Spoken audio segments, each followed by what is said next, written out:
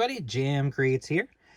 Doing one of these videos I haven't done in a while. This is an old school comics. That's right, it's so old school, you gotta spell school with a K and spell comics with an X, brother.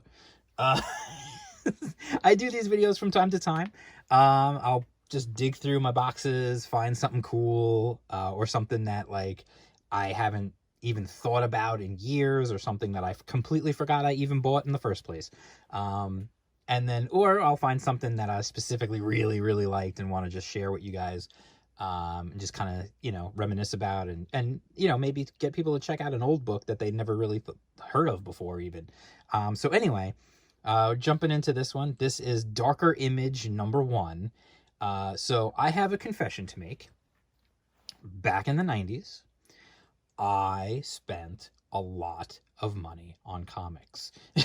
I'm sure a lot of you out there watching did too. But one of the things I did when Image first started was to just pretty much buy everything.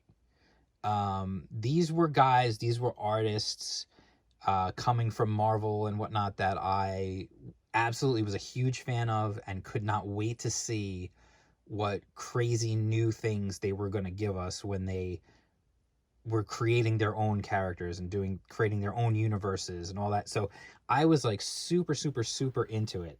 And so like it didn't matter what it was. I pretty much picked up everything #1 from Image for a while. And then I kept reading certain books because I genuinely just enjoyed them.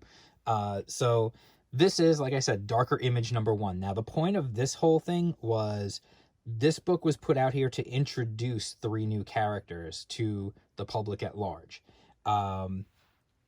Basically what it was just a way of kind of letting fans keep an eye out and get introductions to 3 new characters, and to be like, oh, okay, so these are characters that are going to get their own books, and I'm going to be able to read and follow their adventures or whatever. So it started out with, I mean, you can see right on the top, I mean, this was one of the things about Image. They were banking on their creators, on the artists, because they were the rock stars back then. So it's Sam Keith, Jim Lee, Rob Liefeld for these 3. It's the Maxx, Bloodwulf, and Deathblow. And this book actually came with a card. This is why this is sitting here. This card came with it. It's a card for the Maxx.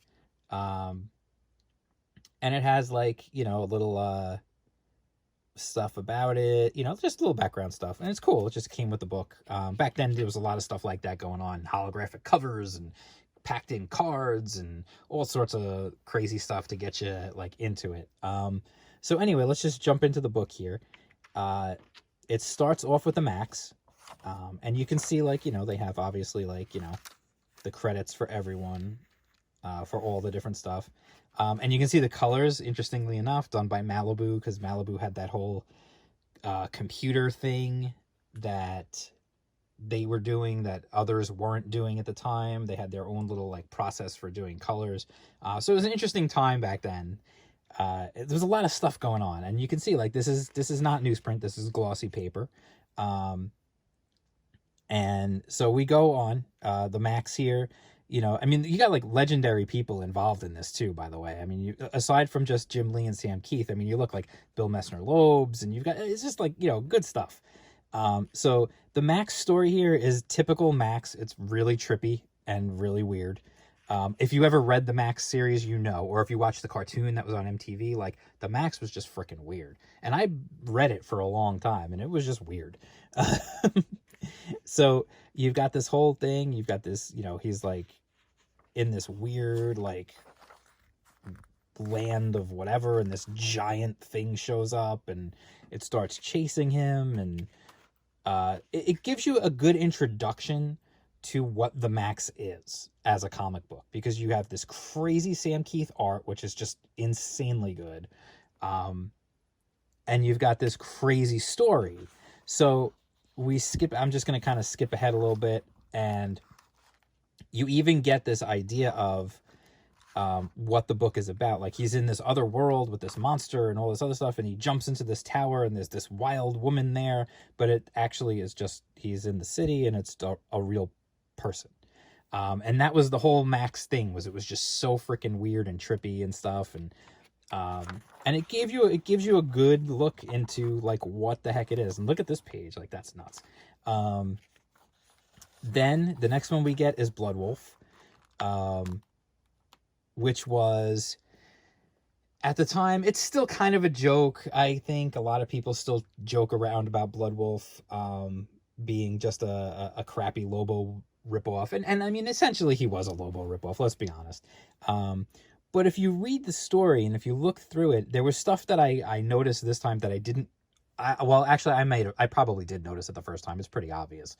But it just kind of struck me again, like, Liefeld knew what he was doing. Like, he knew it was a Lobo, you know. I mean, listen, right here, he literally, Lobo is in the book. He walks right past him down the hallway. Like, I mean, it doesn't get any more like, okay, this is, I know what we're doing here. So it's violent, it's crazy. And then you get Cable shows up. I mean, hey, you know, he's got a Y instead of an X on his chest. And you know, obviously it is Cable. I mean, clearly. The interesting thing, the thing that always got me with this book, with the storytelling of it, was the end of the book, his motorcycle. He goes over to his motorcycle, picks it up, and it turns out his motorcycle, if you look at it, you can see the shape. His motorcycle is a gun. Dude, his space motorcycle that he flies around on is also a gun. Like, and then you get this fun little like progression here of like, he blasts them all, they're just like disintegrated, they're skeletons, and then he looks all serious and he's like, hey. He's got that fun little laugh. So that's, you know, Bloodwulf. It's meant to be silly, it's meant to be funny. And then you get the opposite of silly and funny, which is Deathblow, which was the big draw about Deathblow, at least for me. And I know it was a lot of the talking points, like in the magazines and stuff going into Deathblow when the series was going to start, was that it was going to be Jim Lee trying a new style. And that was a big deal. I mean, listen, you will find no bigger Jim Lee X-Men fan than me. Like, I love Jim Lee's art, his clean lines and everything. It's everything that I always wanted to be able to draw, but couldn't. Eventually, you know, over the years, I've kind of developed my own style, and that's what happens. But like at the time, I wanted to draw, I wished upon a star that I could draw like Jim Lee. And then he was going to do this sketchier, like messier style, and it was interesting. It was just wanted to see what was that going to look like. So you've got this little self-contained story here of he's on a boat, he's heading to somewhere to do something, and then, you know, you get this cool double page right here, and you realize like how big he freaking is. And then he's, you know, you get this little like you get this whole like, you get more backstory on the character, that you find out that he's actually dying of cancer, and he's going back to get revenge on someone. Does anybody remember this crossover, by the way? It was Image and Valiant. I remember this cover. I remember this art over and over and over again, and I don't think I ever read a single issue of it, but like, I just remember that.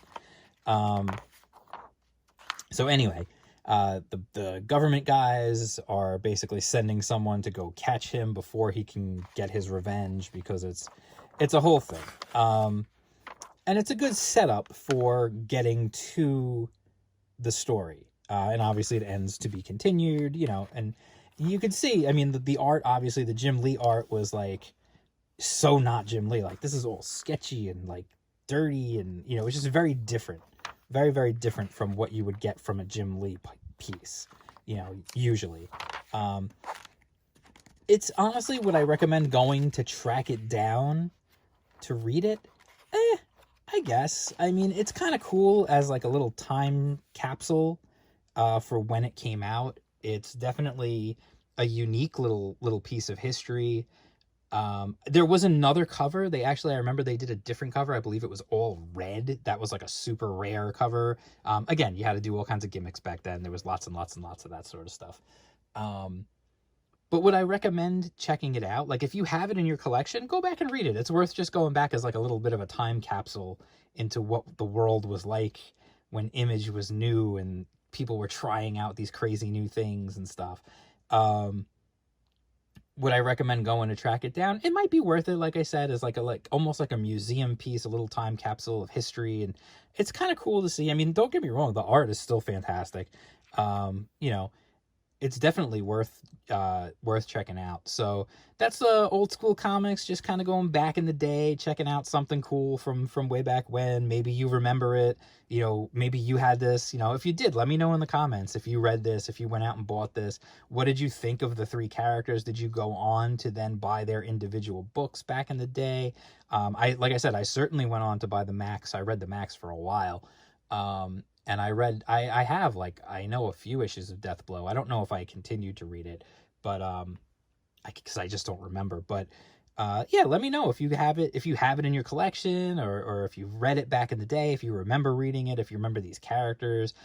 If you were like me and you're like, what is this new Jim Lee style? It's blowing my mind. I can't understand it. It's not normal Jim Lee art. And the Maxx is like, what the hell is happening in this comic? So anyway, just let me know, where were you during this whole Image, you know, boom, when everything was starting and it was fresh and new and exciting and you didn't know what to expect. So anyway, if you want to see more videos like this, like the Old School Comics, I've got a playlist of previous ones I've done. Feel free to check those out. Don't forget to thumbs up the video, click like, and subscribe, hit the bell for notifications. They should be down there in that general vicinity. Follow me on Twitter at jam_creates. Follow me on Instagram at jam_creates. And I'll talk to you guys soon with more videos. Peace out.